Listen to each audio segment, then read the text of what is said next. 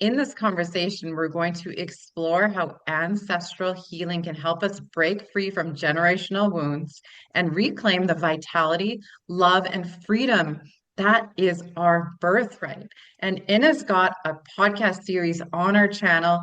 And if you have not yet listened to episode 1, she talks about the different body parts and how they are actually speaking to us. So you will want to go back and listen to that episode, come back and listen to this one and listen to that one again. Do whatever it takes, but do not miss any of these episodes. Welcome back. How are you doing? I'm great. Thank you, Lisa. I love the way you've been sharing, and I was like, wow, that's such a profound way to describe the work. So thank you. Yeah, sometimes it takes someone on the outside to recognize it because when we're doing our own work, we don't realize how impactful it is, you know? It's just who we Oh, become and who we are. So I think it's important to honor someone for the work that they're doing. thank you. So, what first led you to explore ancestral healing? And can you give us a bit of a definition onto what that means? Yeah. So for me, it was my grandparents, and I I realized as I was exploring and delving deeper that everybody in the family had digestive issues, and it Oh, wow. would be from teeth to something in the stomach to intestinal issues, but literally no person in the family has got away with it without having this issue. And I was kind of, including my grandparents. So I was reflecting on this, especially when I was doing my own healing. And I think, as I shared earlier, I was able, in an earlier show, I was able to release my back pain that had still been there for a long period of time and my psoriasis quite easily. Um, but the digestive issues took quite a while.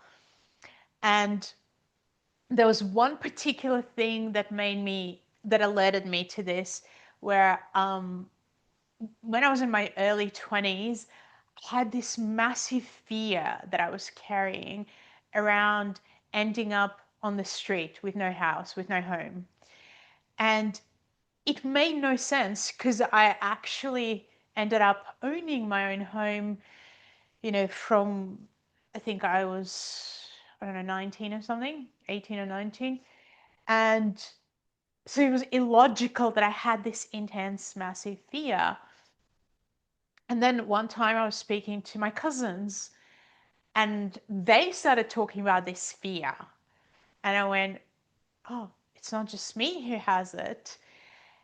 And then I realized that both my grandparents had from when they were, my grandfather was 14 to 24. He ended up in this camp in Siberia for something he didn't do, which is, like Gulag, this work camp. And my grandmother, she she essentially, her mother was actually clairvoyant, which I didn't know for many years. And her mother saw the war coming and said to my grandmother, "You're the only one who's going to survive out of all the children, and your father will come back from fighting in the war, but it'll just be you and him." So she told my grandmother this when my grandmother was 12. So, there was all this trauma that went on. My great grandmother literally protected my grandmother, to help her survive. So she was being shot at while my grandmother was running to, so that she could live. Um, it was, and then my grandmother survived in the forest on her own for 4 years. Oh, So this was something that they never talked about. And for about 50 years, I think my grandparents whispered to each other, but never really, nobody knew what they really went through.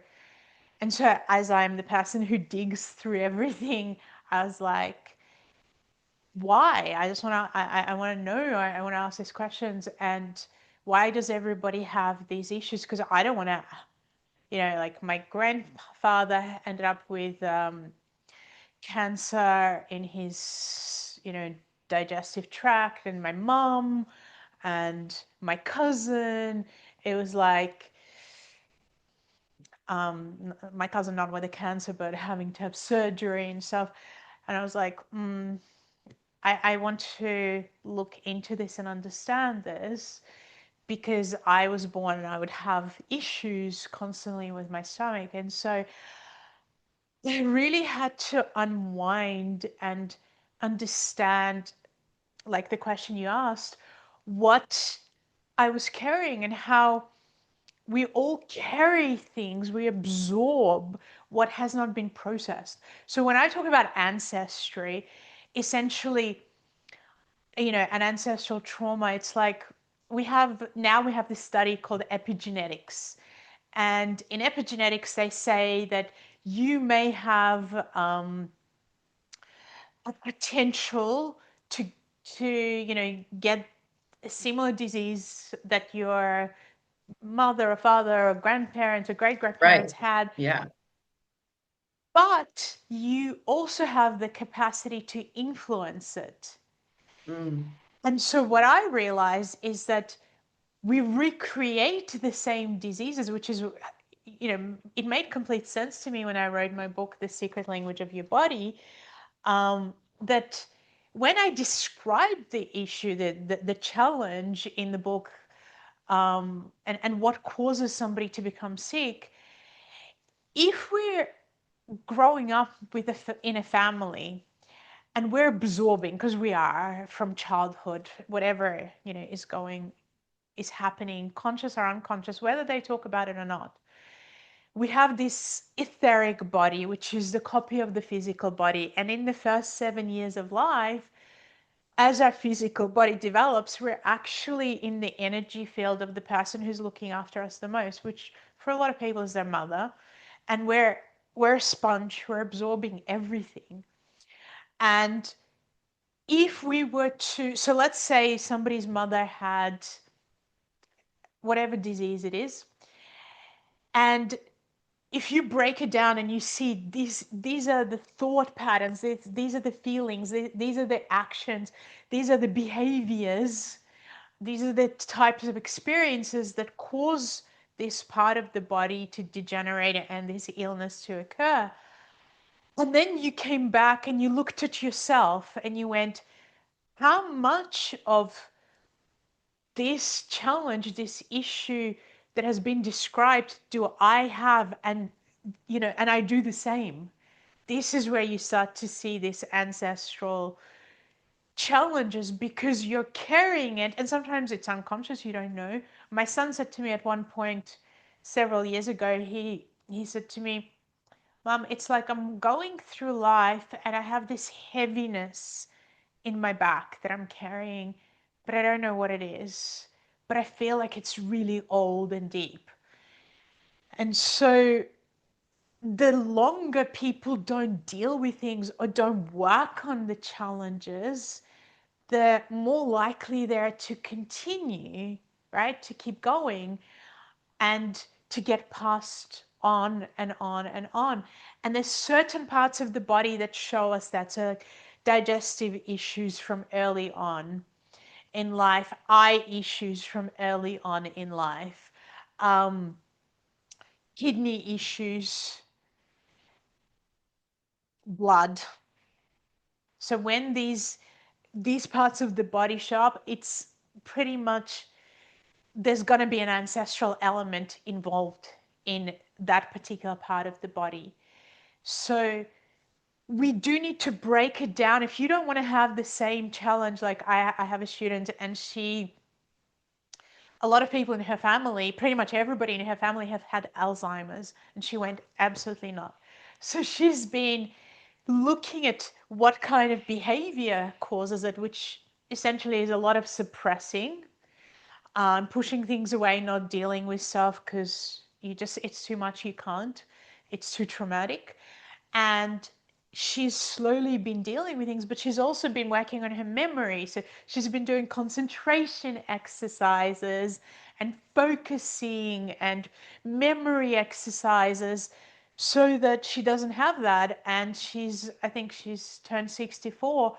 And she said most of her family members already had this issue in their 60s. So earlier onset. And, I don't think she will. Um, and so we start to, yeah, look at this and break it down. Now, I have a question for you. If you're, say I healed a trauma that is ancestral, does that mean that it's removed from everybody? Like when I'm healing myself through the ancestral work, is that also healing my whole entire ancestral chain? It is, but to the degree that um, to, it's like we've got to go back a little bit to explain this. So we have, so I feel like we become who we are because our soul, which is individualized and goes through multiple earth lives, but also gets kind of transformed in each new life, meets our ancestry. Now, the reason we have particular parents and ancestors in our lives is because they're the best people for us to work through stuff, grow, learn lessons, and in particular, our issues that are ancestral, so to speak, that show up strongly are the ones that we as a soul resonate with the most. So if there is deep resonance with it, meaning I also have brought this with me, then what you're going to do for that person in your family is you're going to create space and you're going to create a way for them which is much lighter, much easier to explore their own challenge. But if the way is um, or if they don't resonate, like as a soul they just go like for instance, my when I was younger, my dad, drank a lot, smoked a lot, and I looked at this and I went, absolutely not, never, I'm never going to drink, I hate alcohol, never going to smoke, never going to touch anything like this. Whereas my brother looked at it and went, this looks cool, yeah, let's, and so when he was, again younger, he would he smoked, he drank more, and that was a resonance. Whereas for me, it was like, never am I going to do that. Having said that, when I was 30, I remember having a conversation with my dad, and I always felt like I was having particular challenges in my relationships. And I just could not place it. I was like, where do they come from? I don't know anybody in my family who has this. And then, yeah, when I was 30 one day, my dad and I were walking, went for a walk. It was someone's party, and he went, let's go for a walk. I'm going to smoke or something. And we were talking, and for the first time in his life, he shared some stuff with me about his different relationships that he's had. And I was like, oh my God, I've tried not to be like you because I was like, I don't, I knew he was very sensitive and intuitive, but had an addictive personality. And I was like, I'm going to try not to be like you. And I went, I now get why I'm constantly having this particular challenge in my life. And so, we take on personality traits, we take on all sorts of things that we resonate with, but we don't necessarily resonate with everything, is what I'm saying. And so as we do the healing work, especially if you do it and you have young children, that has a massive effect. It's harder and you can still have an effect, but it's a little bit more challenging once people are older and they've gone through. So around the age of 9 is when you naturally start to go, this is what I resonate with in my family. these behaviors, these ways of feeling, thinking, experiencing life, and this is what I don't resonate with. And in all my studies, what I've realized is that it literally shows up as patterns in your nervous system. So you absorb it, and that's how your nervous system works. And you think, this is how life is, this is, how things are. So the answer that has been very drawn out is both. You you can really, really impact, but it also depends on how much they need to work through in their own journey. So, how does the ancestral pattern show up in the body? Well, it'll show up in the body based on, firstly, we're all born with some weakness. And people think it's a bad thing, but it's actually, I think, for us, partly to do with previous lifetimes, partly to do with growing, that we need to grow. And we don't know how to grow without some kind of a challenge inside of our body. So I was thinking of an example of something ancestral that can show up. So many, many years ago, I was in the US traveling and promoting my books. And I met this lady, and her son was born with a blood condition. And I already said that blood has, and I think it was leukemia. Blood shows as, this is family. We say that, you're my blood. It's in my blood, right? So we have it in our language. So this boy was born with leukemia, and when I was spending time with his mother and looking at what may have caused it, and there were so many scenarios. For instance, her father was abusive, and he actually incested her, and then she washed it all down and didn't talk about it. And there's always a common element of not talking about it, not processing it, kind of pushing it away, hiding it, pretending that it's okay.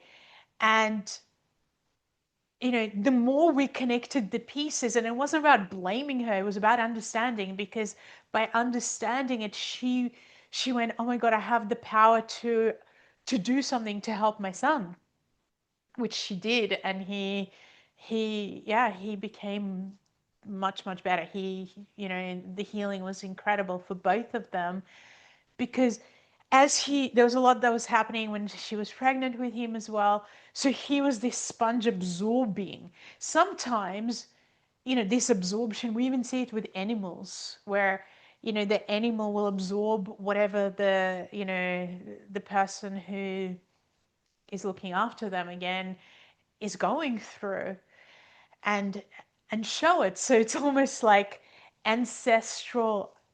What we pick up is energetic, and it'll show up in the body.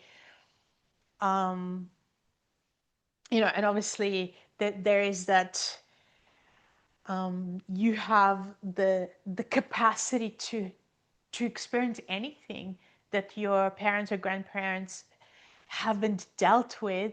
But when you start to look at it and go, one of the exercises that I talk about as step one is separation. Right? You need to, firstly, you would need to maybe start by acknowledging or even writing down what you believe your, maybe your health challenges or emotional, whatever, that is really challenging you, or a blockage in your life. That's something that's really, really, really challenging you, right? So if I had to do it with you, Lisa, is there something that you could think of? So if I like think back to a few years ago, I mean, I was always raised on like you have to work hard for your money. So like work hard for your money. And so I would always have this image and thought in my mind that if I wasn't working, I wasn't making money, and that was a bad thing. So it was like perfectionism. That was a huge thing for me. Right. And if you had to reflect on who in your family has this perfectionism and working hard for your money, who would you say? Yeah, that would have been my grandfather. Both actually, both grandfathers, my father, everybody actually, mom, dad. That was the way everyone was. Did they develop any particular health issues or health challenges?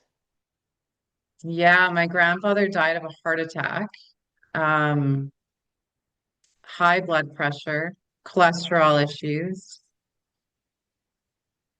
Right. So pressure, right? So even the word like blood pressure. So you can Yeah, see the blood pressure, right? Connected to the heart and the blood and how it moves and so on. And so we start to go, okay, where is this perfectionism? How's it putting pressure in your life? Like, how's it making you feel? What is it doing for you to you? yeah. So when I was going through it, it would make me feel guilty for relaxing, you know, like So then you have guilty to be for sitting constantly there because I'm like, tense, oh, right? I should be doing something right now, you know? Yeah. So again, it's really interesting. And if we don't break it down and separate it, you're going to do it forever, right? But if you, because that's in you, it's just natural. It's how your nervous system is wired. So actually changing it is uncomfortable. It feels unnatural. Where you go, I am consciously, so now I'm going to consciously do things that are going to not lead to blood pressure or heart attack or, so you start to go, now I'm going to train myself to celebrate relaxing, to celebrate having fun. And also what's really interesting is that where the heart is connected to your left side, the left side of your body, which is the feminine side. And most people that I connect with or speak to, have worked with, they're, they're much more comfortable being masculine, which is do, plan, do, make things happen. And I know because I relate to that too. Um, but to in the feminine is where you go, my practice in the feminine is not to have timelines, for instance. It's to Mm. go, how I remember I had this experience with a really good friend of mine.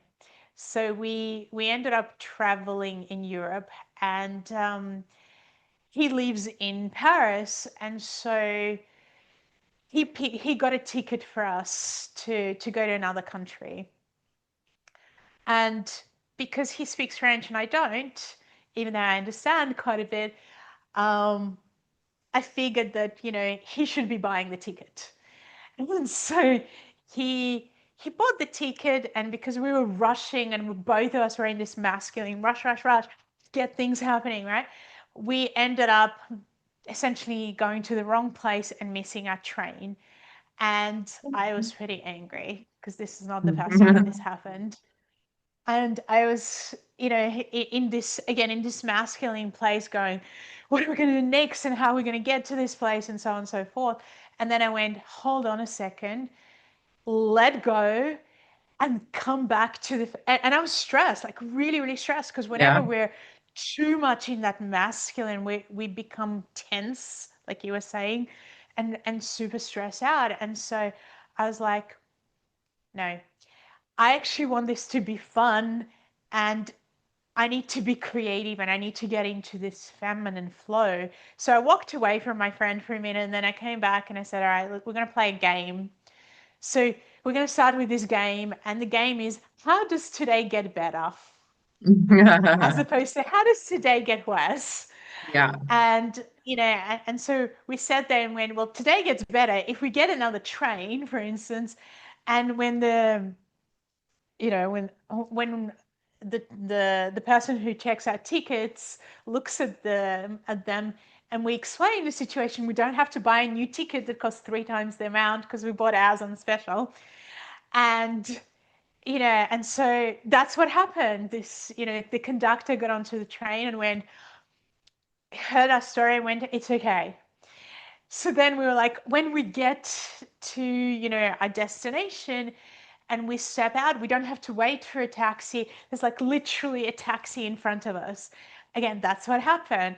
And then we were like, it will get, I went, well, let's get a little more creative. I really want this particular book in English. And we definitely went on in an English speaking country. Let's see if there's a bookshop. And so we find the bookshop and they have one copy of the exact book that I wanted. And so we're just really having this fun and, we both, uh, you know, love good food. And so we're like, okay, let's find the most beautiful, amazing restaurant, that we can find. And we found this restaurant. At one point, my friend stood up and he's really tall, like, 6 foot something. And he's standing and I'm like, why are you standing? He's like, to have more space to eat this amazing food. And even the food we didn't order, we ended up, somebody brought it to us and we're like, we didn't order it. And they were like, oh, just have it. And it was amazing. And so there were so many things that happened that day. And it was all about flow. It was like, we don't know where we're going. Once we got to our destination, let's just explore this place and keep playing this game. And so why I'm saying this is when we get to a place of firstly understanding the body and going, this is the feminine part of me, this is the masculine part of me. My family members have front is more about me dealing with things besides the digestive issues. The back of the body is often ancestral, and somehow things being pushed away, but also things connected to the past. And so as you start looking at it and you start going, the way that I don't have to do the same things as my family members and ancestors is by understanding and doing something that is not necessarily the opposite for the sake of opposite, but what's healthy, right? Mm. So if you're always tense and it's natural to you, then every week it's almost like you've got to go, what is it that I'm going to do today, this week, you know, that that feeds this nurturing feminine.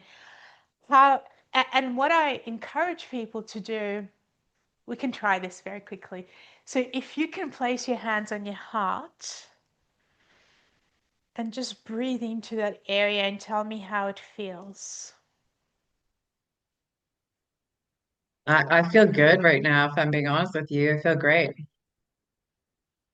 Is your heart like fully open, or is there any tension that you can explore there or discover? My heart is actually completely open. Um, Completely open. Beautiful. So if we connected to an archetype in your heart that was your feminine self, what would she look like if you could describe her? Mm. She'd be really like earthy looking and just really just beautiful and long hair and delicate features, soft, a lot of softness to her. And if she could talk to you, if she could speak to you, and if she could say to you, Lisa, I would love for you to make time for in the next week, what would she say? What would it be? Baths, lots and lots of baths, Right. And what massage, is, yeah, relaxation. Yeah, nature. right. And if she said to you, if she could help you to understand how to do that without feeling guilty, what would she say? That this is actually nurturing and moving you forward, what would she say? or what will she show you? You need this. Like you need this in order to thrive, essentially. And do you feel like when you're having a bath or going for a walk in nature, maybe you could invite her? Mm. And put my phone away. How's that? Yeah. Yeah. Yeah, Could you? I think that's a thing is like even when I do the relaxing things, I'm still like not relaxing. I'll be in the bath and I'm like, oh, I'll check my phone. It just went off. So that's like defeating the purpose. So what if you could put on the, are there any songs that she likes? Yeah, she loves music. So what if you could have your phone somewhere where you can't reach while you're in the bath, but you have a playlist that Yeah. you're listening to and relaxing so it's not completely quiet, right? Because Mm, when when we're meditating, for instance, or relaxing, what people don't realize is the feminine way is completely different to the masculine way. So the masculine way is either to lie there and focus on like nothingness or having all the thoughts move away and dissolving. And that's not the feminine way. That's hell for the feminine. So the yeah. feminine energy, so the masculine is the observer, whereas the feminine is like, I need color, I need movement, I need flow, I need music, I need, you know, different kind of sensations and so if you were to have that playlist and be in the bath and also connecting to this feminine and communicating with her, you would probably, even though you're doing something, you'd probably find yourself really relaxing Mm, and maybe reflecting and feeling stuff and acknowledging and actually doing your inner work in a way that is pleasurable to you, mm, but also starting to relax. I was doing this thing yesterday where, as we're getting older, I'm like, um, I want to feel youthful. And so I found this woman, I think she's from Ukraine actually, and she teaches you how to do, it's like kind of body exercises to make your face, look young and youthful. So I went, but a lot of the exercises are actually about massaging your body or your different parts of your body to relax them because she says you age because you tense up. And yeah. so I Yeah, look at these lines right here on my face. Like the frown lines.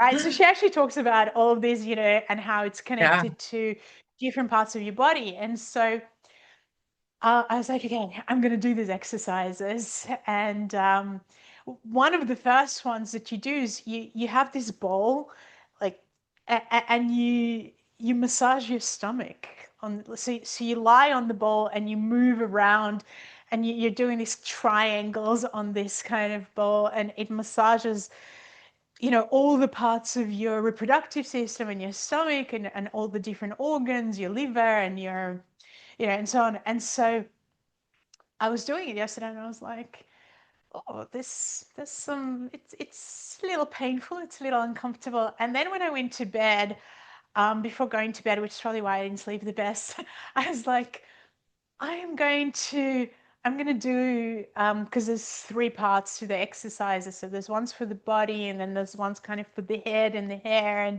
and the neck. And so, and you're massaging all these parts. And so I was like, oh, I'll massage it, but it wake me up. So like I have to do it earlier. But then as I was falling asleep, I realized, and this comes back to this ancestry, that everybody in my family holds tension in the stomach because they use that area to stress and worry, right? It's constant like, oh, tension, what's going to happen? What's going to happen in the future? How do we, worrying about the future.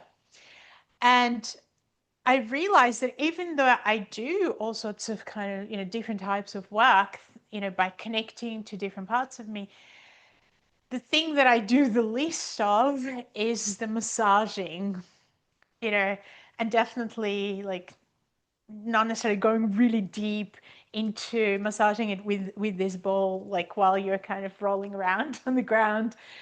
And so I went, oh my God, I'm actually feeling this releasing, of these muscles that hold this tension. And, Hmm. and I was like, oh my God, this is what it looks like, um, to really get deep in, because even when you get massages, they don't really spend much time on this area.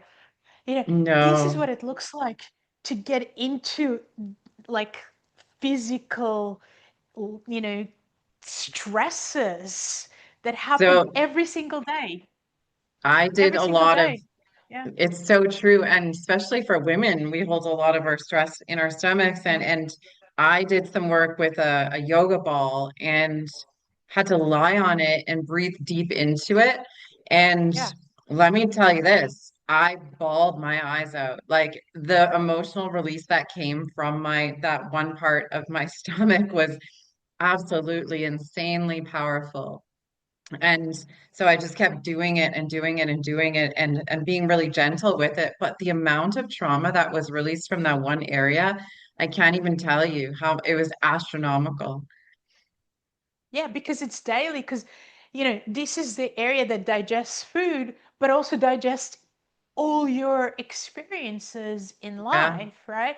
So it's like everything that happens and goes on through life, you're processing. And I don't know, do you have children, Lisa? I don't know. Yeah, yeah. So when you so when you have children, you're constantly on this, like, hey, whenever they call, like, I have this thing with my son. Whenever he calls, I'm just going, take a breath in, because it could be really amazing news, or it could be, mom, blah, blah, blah, blah, all this is happening to me in my life. And, he and I have had to learn boundaries where I've gone, you cannot dump on me, because I'm happy to help you. I know lots of processes. I can help you with lots of things, but you cannot dump. You've got to, you can only text or call me with your challenges if you want help. But if you just want to vent, and, no, then I'm not going to do that, because what it does is, because I'm still intertwined with you, I absorb it, and then you're like, oh, okay, sorry, mom. And I'm like, no, and I absorb it into my stomach. Right. And then I have to do a lot of work to release it. So we're going to prevent some of this, right? So that's another thing people can do, is they can start to create healthy boundaries. I had to do that with my mum as well, because we were intertwined. And at one point, I realized that I wanted to parent differently from her. And I had to actually have space for her for several months to figure out who I was as a mother, how I wanted to be with my children, what I wanted to do. And it was really, really powerful, to have that space. And I also said to her, because people in families get into experiences where they'll go, um, again, like, my mum would play the victim for years, and and my son has some of this, where she'd call me to vent and tell me all her, problems and issues. And at one point I said to her, mum, same as I said to my son, if you want to know how to get better, come to my courses. I'm happy, to help you, but I cannot listen to your problems. I'm not your therapist. I'm sorry. I'm your daughter. I actually want to be your daughter. So it's more that I can call you and discuss my challenges, but you can't tell me all yours, because when I call you, I'm asking for advice. I'm asking for help. I'm not dumping on you. And and so I said to her, my boundary is this: if you call me and you start the conversation with something negative, I'm actually going to hang up on you. I'm sorry if it's harsh, but I will Yeah. say to you, mom, please stop. And if you don't, I'm going to hang up on you. And, but if you call me and you're challenged and you say, look, this is something positive that happened, but I'm challenged with this. Can you give me an insight? I'm really happy with this. And of course, at the beginning, she wasn't listening, and she kept doing the same thing. And so I hung up on her several times, and she was like, that's not nice. And I was like, but I told you that's what I was going to do, and you just weren't listening. So from then on, she started listening, and she actually Mm, changed. Like, people say, people who are in their 50s or 60s don't change. She did. So people do. She really made an effort and went, ah, I'm going to call you and I'm going to start with something positive, right. and so, it was amazing. That was more than 10 years ago.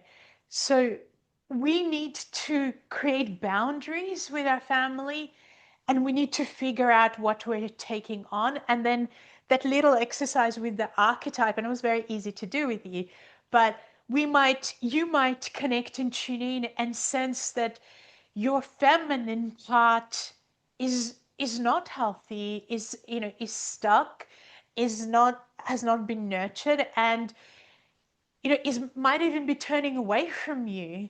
And you need to Mm, create a relationship with this part, especially if you have a lot of stress, so that you can be guided without without this guilt, without this fear that I'm not going to achieve everything. And obviously there's so many explorations, but step one is to get a journal, write down your biggest challenge, and then start seeing how's this connected to your family. And you can also start saying to yourself, separate it. This is not mine. Ask yourself, where did this come from? Who in my family has this? This is not, I can let this go. It's a lot easier to let go of things that are not yours. And again, if we had more time, there's so many, so many processes that you can do. But if I can just say like one little one, you can visualize this. So I often work with visualizations, and I ask people to visualize this purple fire in front of them. And purple is a color of transformation, and this fire is about transforming stagnant energy. And so you can visualize this fire, and then you can connect to your body, and you can go, I'm carrying a lot of, let's say, stress in my stomach. And you can go, what is this stress about? Oh, it's connected to me worrying about my child, let's say. And then you energetically scoop it up and you go, what color is it? Oh, might be gray or brown. All right, I'm going to scoop this energy and I'm going to release it and let it go and place it into this purple fire. And you need to do it physically. It's not just a mental visualization. And you do that, I don't know, for a few minutes every day. And then you blow, like literally blow this fire out, as in letting it go and dissolving it. And even doing something like that for a couple of minutes, in separating, whether it's something that's just happening and you're digesting it in your life and you're letting go of what is unnecessary. That's why we hold so much tension. You know, I'm digesting it. I'm acknowledging what I'm feeling today, or, oh, this is something that my mum always does. My mum, let's say, worries all the time. I don't want to be like that. So I'm going to work with this and let this go.